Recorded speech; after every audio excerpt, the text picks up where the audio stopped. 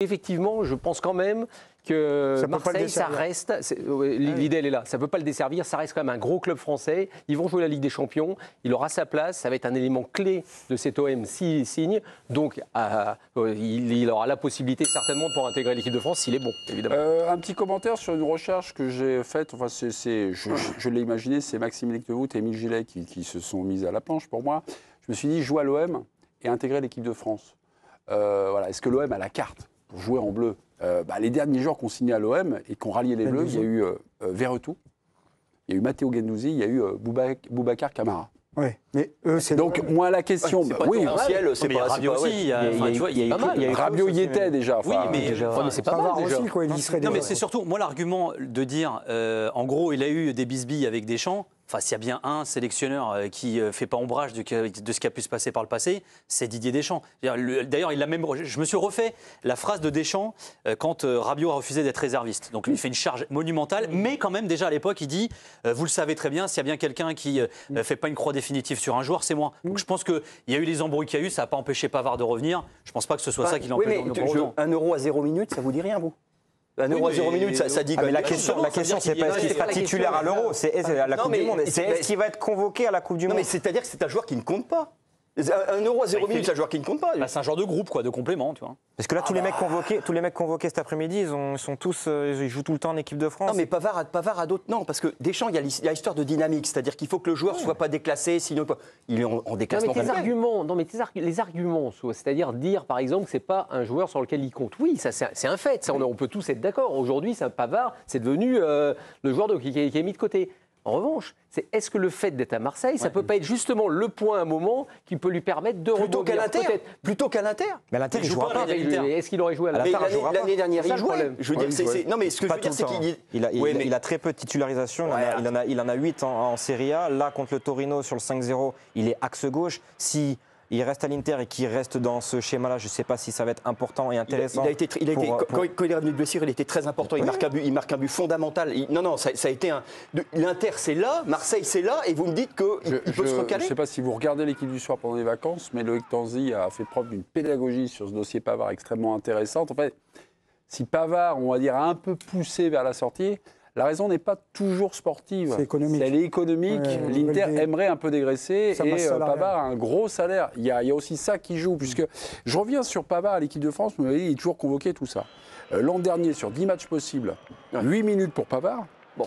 Dernière titularisation de Pavard, le 23 mars 2024, c'était le fameux match France-Allemagne à Lyon, là, vous savez, où les Allemands ont marqué au bout de 10 secondes.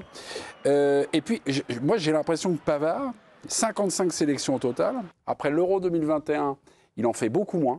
Voilà, il est un peu mis à la cale. Il y a quelque chose qui met un coup de faux. J'ai l'impression que Pavard, c'est devenu un peu comme Digne. Dès qu'il y a une discussion, dès qu'il y a un arbitrage, c'est toujours en sa défaveur, non? Digne, à un moment, il est toujours là, il est pas mal, machin, mais toujours en sa défaveur. Après, il faut... Ouais, c'est pas tout à fait le même profil, quand même. Parce que là, on parle de Pavard, un joueur qui joue à l'Inter Milan. J'ai pas comparé, j'ai comparé la situation. Non, mais Pavard, s'il est au milieu de terrain, c'est pas la même histoire, parce que là, il paye aussi une densité exceptionnel dans son secteur de jeu. Puis il a une position un peu bâtarde, si je puis me permettre. On ne sait pas si c'est un... Donc c'est meilleur. Upamecano, Saliba, aujourd'hui c'est meilleur. Saliba, c'est meilleur. Je dis pas qu'ils sont... Moi, j'aime bien Pavard, à titre personnel. Je veux dire, je trouve qu'en plus, il a quand même servi la patrie dans un poste qui n'était pas le sien. Il a été très longtemps. Il a fait un peu comme Thuram à une époque, même si ce n'est pas exactement le même gabarit de joueur.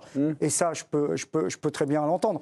Maintenant, sur la question, très honnêtement, moi j'étais partagé. J'ai écouté les arguments des deux côtés. Et alors ? Je ne suis pas président, je rêve de l'être, mais je ne le suis pas.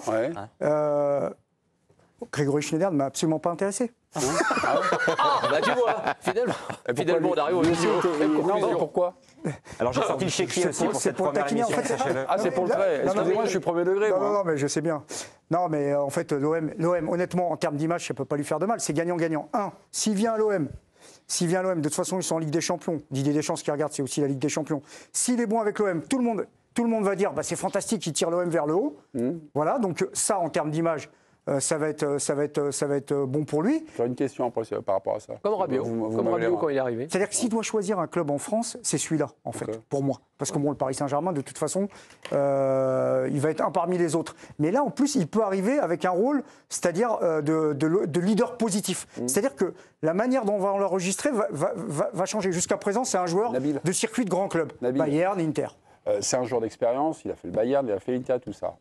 Bon, l'OM lui fait un peu la course et les informations de la Provence, et puis il était déjà dans le circuit, ça, depuis une semaine, on le sait, avec Loïc Tanzi. Il doit quand même radiographier ce qu'est l'OM, sportivement. Est-ce que vous pensez que l'OM, depuis ce mercato, qui est toujours en train est-ce que c'est plus fort cette saison que la saison dernière? L'OM de De Zerbi, est-ce qu'ils ont progressé? Défensivement, Ah, bien sûr. Bien sûr. Sans Rabiot.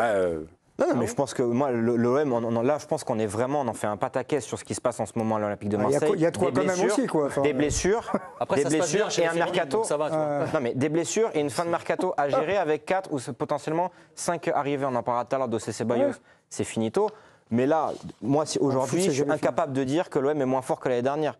C'est impossible. Est-ce que vous dites que l'OM est plus fort? Est-ce que vous êtes aussi capable de le dire? Alors, attends, s'ils ne sont pas plus forts, par contre, je peux miser sur un potentiel. avec les joueurs qu'ils achètent, là, il faut virer les dirigeants. Attends, alors prolongeons la question, puisqu'on est dans le débat Pavard. Est-ce que la question, c'est est-ce que l'OM sera plus fort avec Benjamin Pavard? Ils ont eu des gros soucis défensifs la saison dernière. Ils l'ont encore. Justement, alors est-ce que Pavard, finalement, ça répond un peu à la question. Tu peux estimer qu'avec Pavard, tu seras meilleur. Et donc, ça peut aussi l'aider. Non, mais honnêtement, il ne peut pas faire de mal. Ah non, et puis mais c'est tactiquement, c'est un joueur au point. Là, les dingueries d'alignement et tout, je suis pas sûr que lui, on le retrouve dans ce genre de situation.